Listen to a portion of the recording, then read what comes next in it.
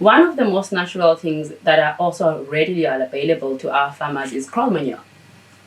And our farmers are using cow manure, but not to lime. They are not aware that they are actually liming their soils, which is why in a previous study, a couple of 10 years ago, I believe, by Dr. Mgile, it was shown in that study clearly that garden soils, when it comes to fertility, they are better off compared to your field soils because they are using their manure on their gardens.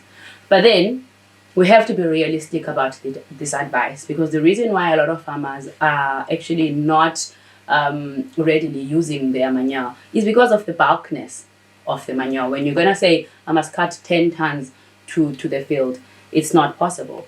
So as much as it is available, we need to now start looking at ways in which we can make it user-friendly to our farmers, such as composting the material so that we reduce the bulkiness.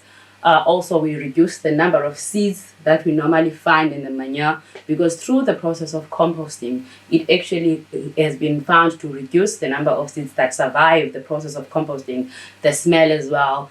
I guess what I'm saying is that as much as we are still talking about cow manure, but we just need to dress it in such a way that our farmers' interest is revived.